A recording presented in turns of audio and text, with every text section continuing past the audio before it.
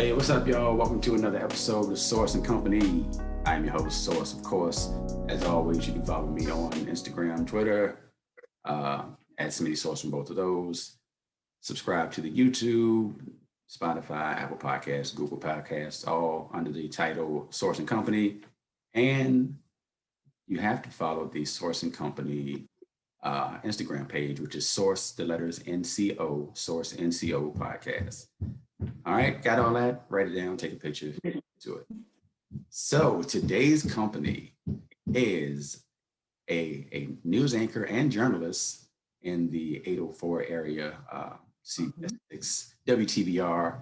You recognize her already, but I'll just one a little bit further. She is straight out of Texas. We'll hear about her life back in Texas and how she made it to Virginia and her award-winning articles and being an AKA, which I want to get to.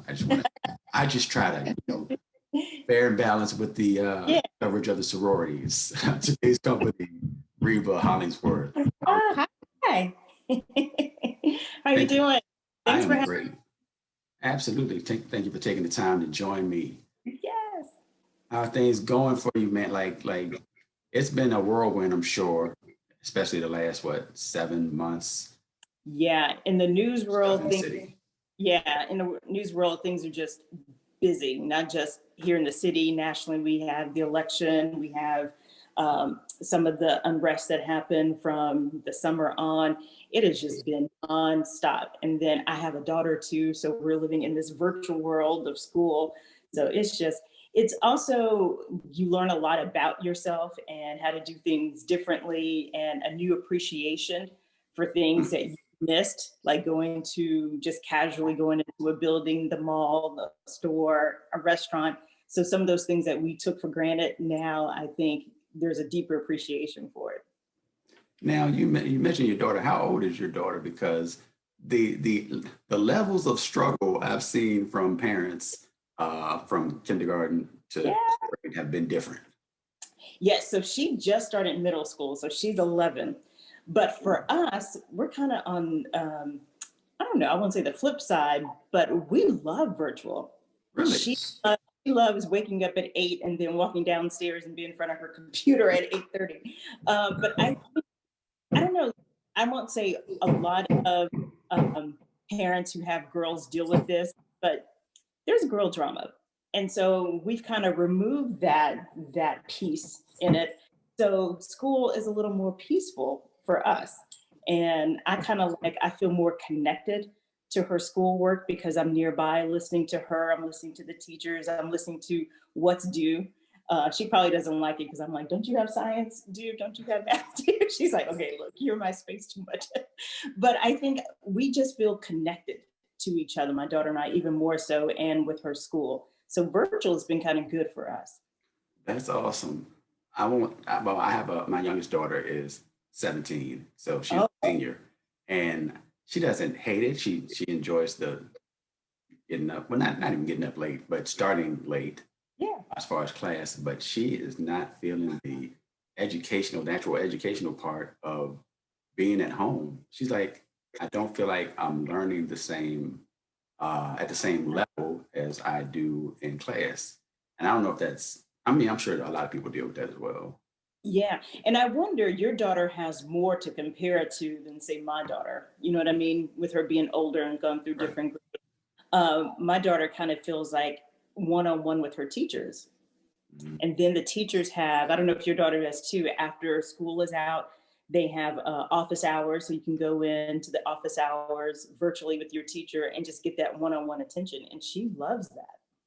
That's awesome. So there are positive stories. Positive stories for students. I was thinking about, actually, I shouldn't tell you this because you're actually in the business. I was thinking about having a teacher, like a teacher, a student, and a parent on at some point in time, and just trying to see how they're feeling about things. Just you get different perspectives. Yeah. A couple stories we've done at the station are parents with children who have autism, that their children are actually, some of the ones we talk to, their children are actually thriving in the virtual world. And Really? some, again, they've taken out that aspect of some of them feel like they're bullied at school. So you're not dealing with that. Something about it, they have actually thrived in this situation. So it's, Wow. yeah, I think we just really have to explore that to hear different perspectives on it. Agreed. Agreed. Well, that's awesome, though. That's awesome. Mm-hmm. Let's go back. Let's go Ooh. back in time to, well, you were born in Dallas, but you grew up in Houston. Is that right?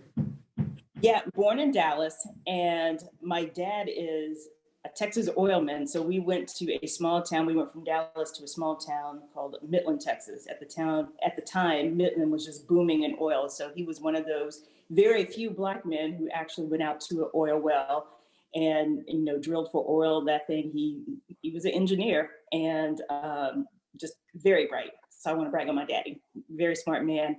And then we just kind of followed that road of Texas oil, and we led us to Houston. Midland. Is like is Midland where Friday Night Lights? Is that Friday Night Lights? I feel like Midland is a football town, or is Yeah, very good. I'm gonna give you a high five. There you go. Because Midland and Odessa, that it was really Permian, which was Odessa. But Midland and Odessa are right next to each other. It's almost like saying Midland or like Henrico and Chesterfield. I mean, they're so close together. But also that's where George W. Bush, that's where the Bush family is from, Midland, Texas. So at the time, it was a booming place, oil. But when oil started having trouble, I mean, the town felt it. It was like a desert. But football is big. Football is big in Texas in general, but especially West Texas.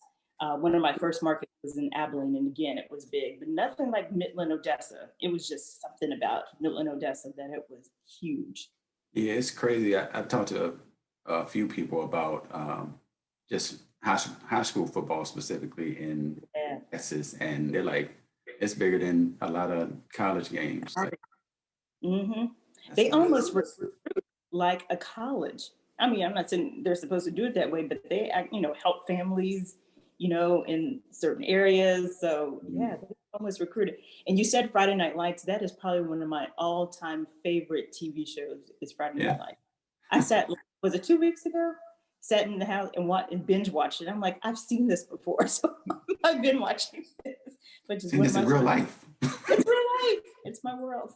Yeah, that's awesome. And you went on to West Texas State. Southwest Texas State University, Southwest Texas State University. So that was in San Marcos, Texas, and that is on off of I-35 in between San Antonio and Austin. And beautiful school, hilly, a lot of hills and everything, beautiful school. But what's so funny, now it's called Texas State University. And it's so funny, I said, people are gonna think I didn't go to a legit school because I always have to correct them. I was like, no, it used to be Southwest Texas, now it's Texas State. But they changed it because they wanted to sound more regional, fit the region. And also it was known as a party school. Every time I said, oh, I went to Southwest Texas. Oh, you went to the party school. So I think they were just trying to change that image and not be in the party school. So they changed the name. They are the ECU of Texas. I may have gone to a few, but yeah. Can't knock that. Can't knock that. So that's a predominantly white school, right? Yeah. Uh-huh. Mm-hmm. Did going through school, you asked me about my background earlier before we started recording, and I'm thinking about your background. Did being Black and a woman in journalism, was that seen as like peculiar at that time as far as going in through college? Not really. There weren't a lot. I did have other Black students in the journalism program.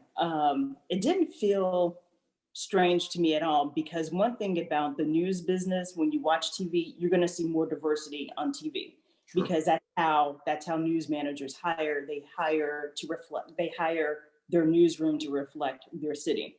So I saw diversity within the school. There was diversity in other places I interned, stations I've gone to. So I didn't feel kind of out of sorts. I kind of felt like I belonged there. I didn't feel any different at all. at all. So you started working, you mentioned, I say Abilene. How's it pronounced? Abilene. It's Abilene, okay.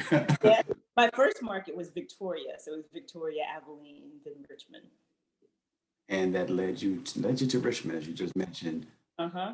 Uh-huh. Did you feel like that was like the break you were looking for? Did you have any intention?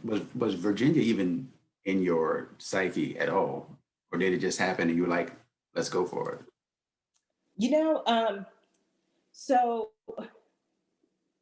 I knew I needed to move to another market because I was in Abilene for 5 years, and that was kind of a long time to be in a small market.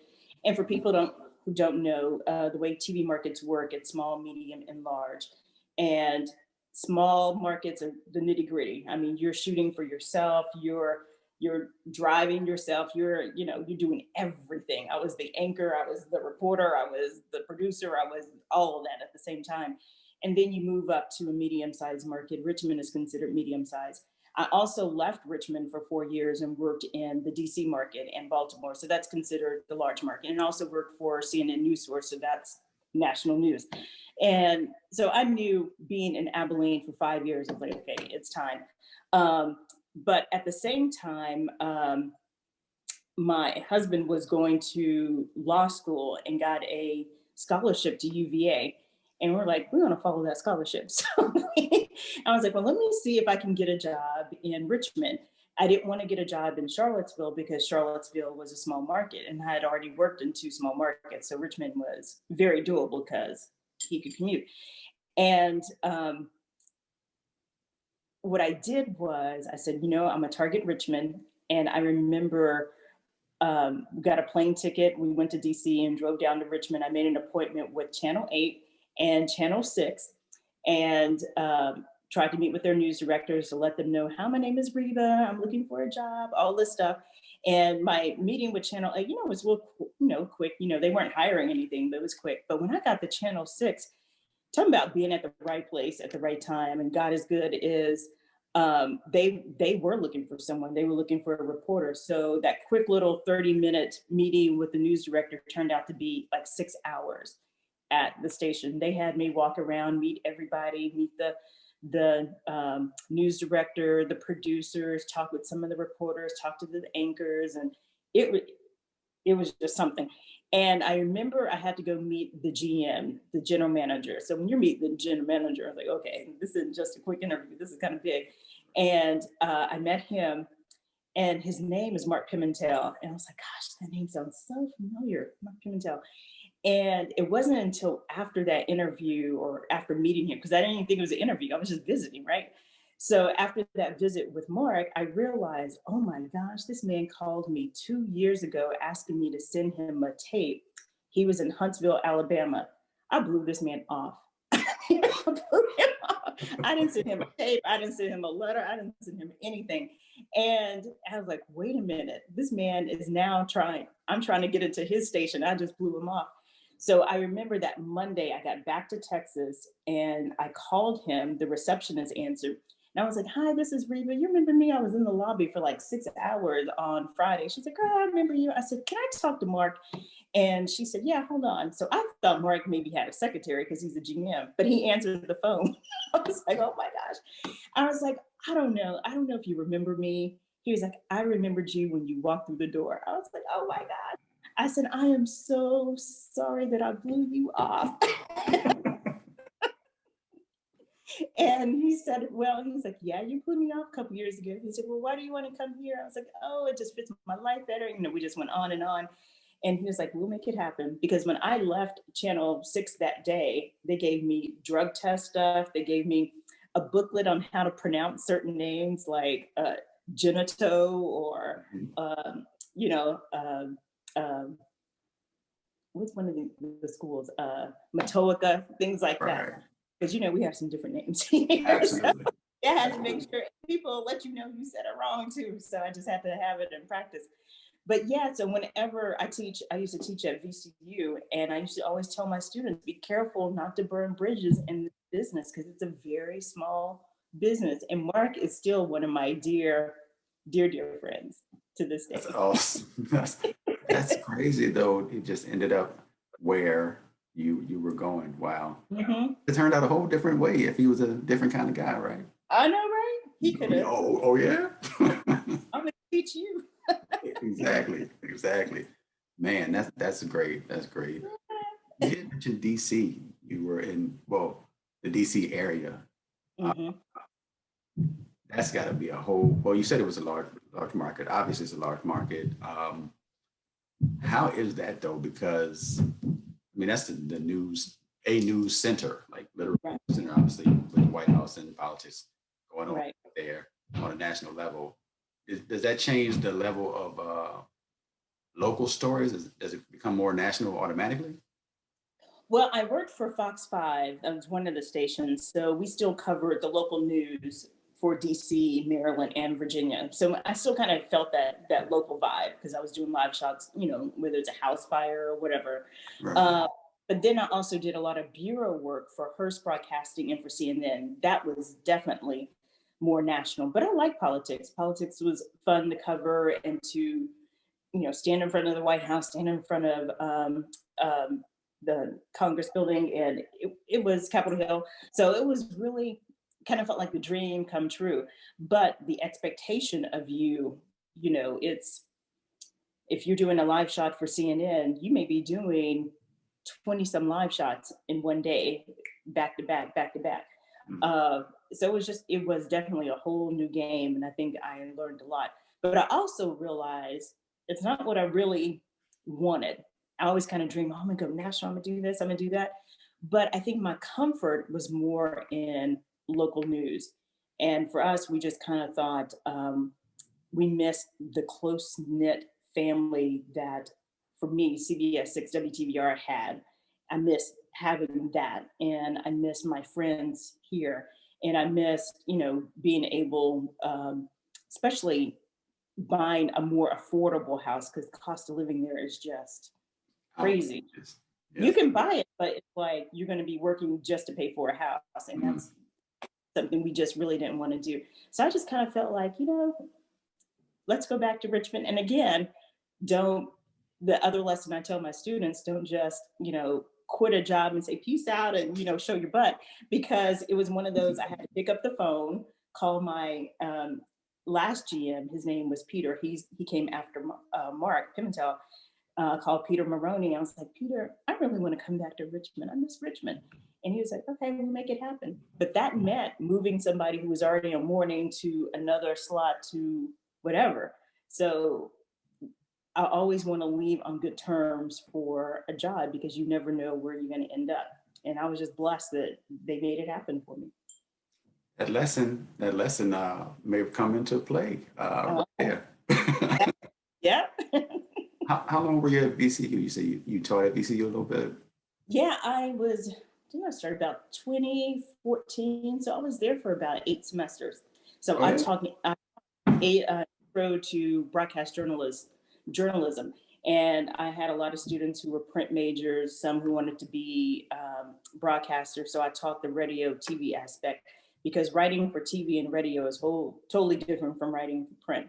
I don't know, a lot of my print students were kind of intimidated by the class because it's a whole different style of writing. But they're the ones who did very well in the class because it was just so different and really, focused on that. Your well, I mentioned the NABJ. I believe I mentioned the NABJ Open, National Association of Black Journalists. Received.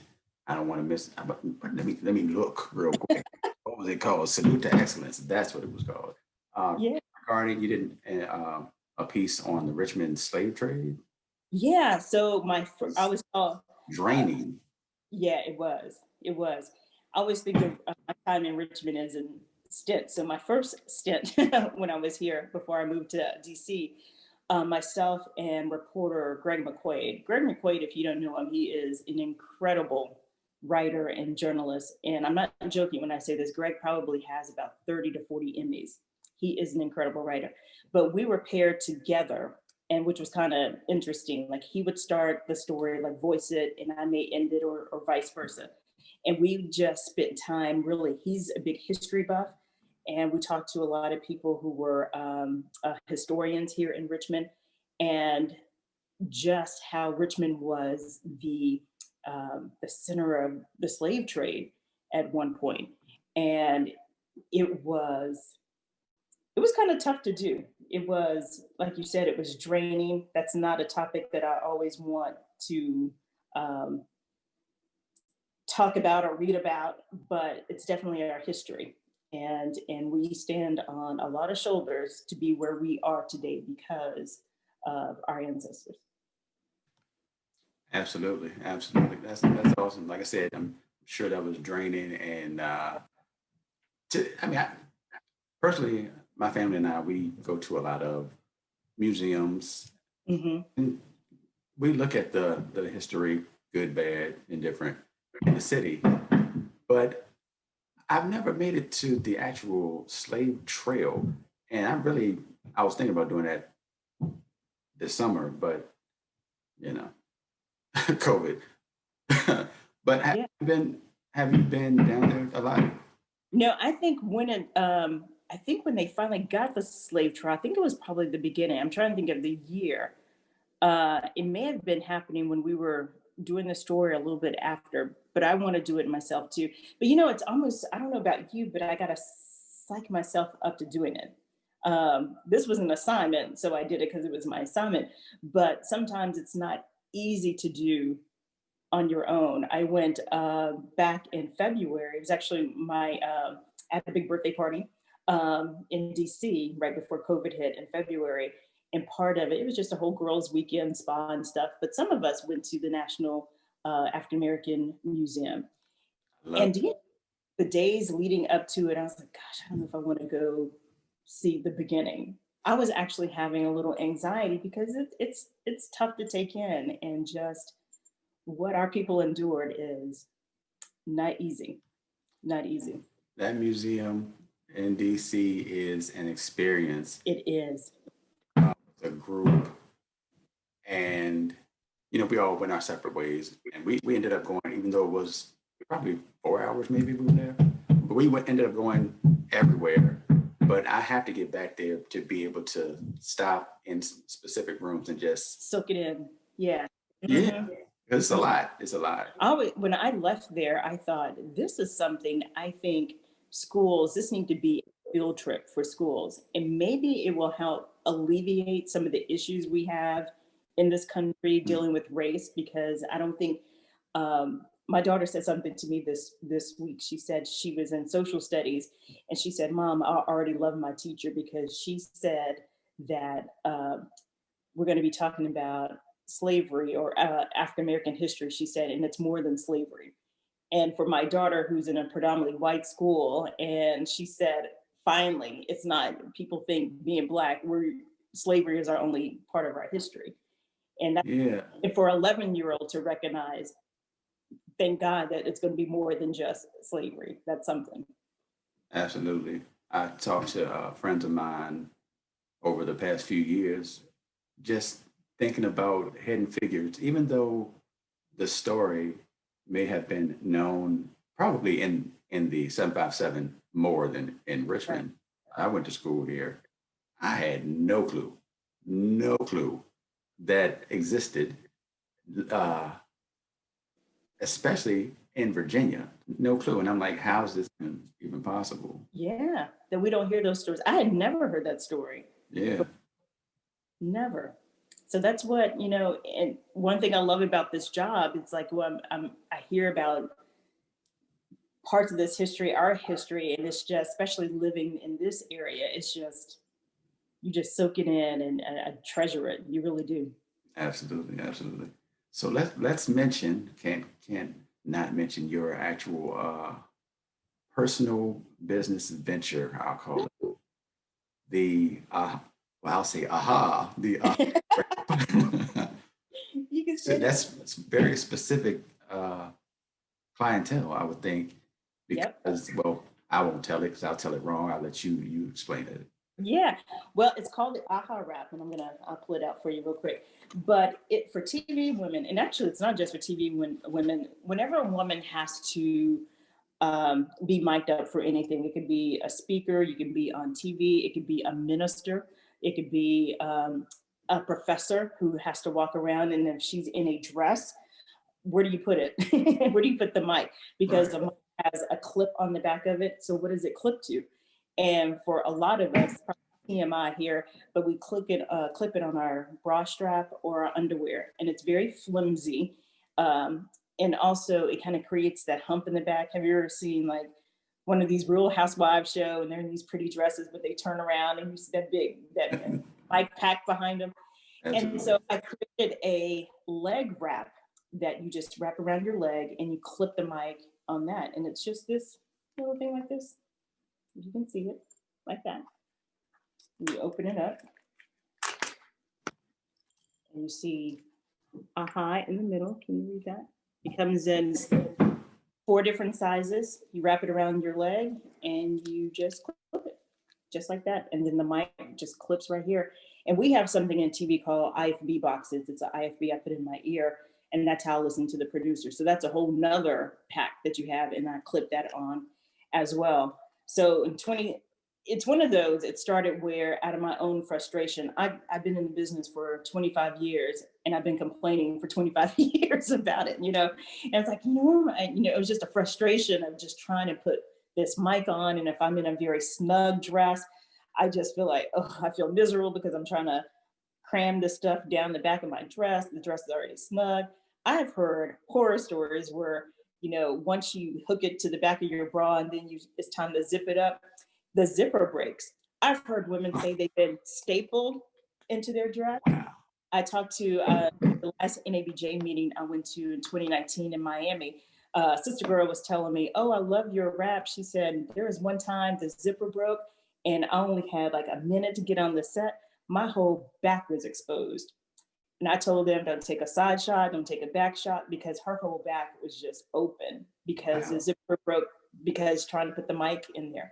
So it's one of those, you complain about something, we all do it. But finally I said, you know what, I'm not going to complain about this and not do anything. Let me see if I can do something. And so I have a seamstress who I always used here in Richmond for years. And I said, this is my idea. Can we find something where I can wrap around my leg? So really, I was just making it for myself. And then once we created something, I was like, well, why can't I market this way? Why can't I do this? And so I just kind of went through the process of really playing with the material, because it has to be strong. It has to be jersey-like, has to stretch. It has to be strong enough. So the Velcro, the buttons and all that stuff, just because it has to hold the weight of the mic and the IFB box, because they both have batteries in it. So it has to be strong enough, because I don't want to walk 2 steps and the thing falls down to my ankles. So it has to be strong. So we went through that process. I had to come up with a name, and I worked with a patent lawyer out of Chicago. And you just kind of give them different names. I had some, but if you get a D or F on this name, that means that name is kind of out there and you could possibly get sued. So you try to find a name that no one has. And so I found one. So I got one that was an A. So, there's AHA out there, but not a rap in its specific use. And so we just called it the AHA rap. And the person who was on, this lady right here, her name is Claudia. She's one of my reporters. She was at Channel 6. And I said, would you be my little model? And so that's Claudia there. But yeah, so I just kind of went through that whole process and got it trademarked and all of that, and just made it legit, got a website. And, and I just thought, you work at a news station, so I had no problem finding a photographer or having good light, because I can do it in the studio. And it just kind of took off from there. And this week was just awesome, because I was on my Instagram and saw that I was on the AHA Raps Instagram and saw that Miss America had tagged me because she wore it, because she had to give a presentation. Because someone gifted one to her, and she said, "This AHA rap, I didn't realize that I needed to be mic'd up for this particular thing, and I had my AHA rap," and she just raved about it. So that was great. That's awesome. That's some awesome pub right there. And I Yeah, expect it. That's the best kind when you get those kudos from people and you don't even expect them. That's the best. absolutely. Absolutely. So you said the AHA Rap is aharap.com, right? Uh-huh. AhaRep.com. And AHA. I came up with the name because it's my aha moment. And if you know Oprah and you read her message, she always talks about that aha moment. So it's one of those you've been complaining for 25 years, and here's that aha moment. Let's do it. So that's why I thought aha was fitting for it. That's perfect. That's perfect. Hmm. Uh, how has being in business? I mean, how long has this been going? How It long have you been in this endeavor? Well, I started in 2017, creating playing with the fabric and all that stuff. 2018, November 14th, 2018 is when it officially hit the market. 2 year Uh, anniversary coming up. Yeah, so it's 2 year anniversary is coming up, and it's been great. I learned a lot about business because I've never been in business myself. So and learning to customer service is a big thing, and I love the rap. I think it's great, but it may not be for everybody. And I work with them. I had a call this week. Um, a young lady who was saying, "Oh, I feel like it was." She said it's getting colder where she lives, and she said, "Oh, I'm worried about the Velcro. It was snagging my hose." And what we're playing with now is, and you know what? Let's go up or down in a size because I think it was slipping on her and all that stuff. So trying to she appreciated me and I appreciated her because I think you have to be open for the feedback. And I think, like I said, I think it's a great rap, but I always want to build on it. How do I make an even better rap? How do I make it for everybody? So it's on not only on my website, but Amazon as well. That's awesome. That's awesome. And of course, you mentioned the Rap Instagram page, so they can follow you Yeah. on. Oh, I let me guess. say one more thing. And you can also, I thought a special touch as we love monograms. So this is something that you can do. Monogram. Yeah, I did notice that as well. Yeah. So this is one I had that's going out. Someone wanted two H's on their name. But yeah. That's dope. That's dope. And I found a monogrammer here in Richmond. I found her at the bus stop. Really? Because one of my neighbors, she monograms. I said, I think a special touch with my rap is I want to be able to monogram, but I need to find a monogrammer. And she said, oh, this lady Liz, she has commercial machines. She's great. She's West End Monogram. That's her name of her company, but she does it from her home. And so we just created this great partnership, and it's been I just think God just opened so many doors for me that I just felt like I just had to do it because the doors were just open. Everything I complained about was fixed. Oh, I can't find this material. Then something happened. You know what I mean? So it was just been a blessing. Oh, I don't hear you. There you There we go. go. I say it was meant to be, and I would think that you're a perfect person to push that because you actually needed it and used it. I lived the life. Yeah. Mm-hmm. I'm just gonna mention this. I don't know if y'all can hear any banging in the background. I wasn't gonna mention it, but it's getting a little out of control. If you see me, I look crazy. It's because I'm muting I'm muting my mic because there's work going on my roof at the moment. I don't hear it. I don't. It happens. But so I mentioned that you are an AKA. Mm-hmm. All right. So I will tell you, when I was younger, I used to look at fraternities and sororities and be like, I don't want, I was like, and I'm an individual. I don't want to be part of that group. And not only, not until I should say, I got older and I see friends and family who are in sororities and fraternities that I realized the full potential and the value of those relationships. So Mm-hmm. what led you that way? And if there's any AK, well, I will mention this as well. My daughter, actually, my oldest daughter, won a scholarship from the AKAs in their high school. So thank you. Good. I went through the sorority in college, which was really fun. You know, I come from my mother was not Greek, but I had other relatives who were Greek, and they were all deltas. So you know how this all went. I got called a lot of names, tacky, acky, all that stuff. Um, but it was just something that was intriguing, especially when you're on a college campus and you're watching these ladies and all that, and just want to be a part of this group.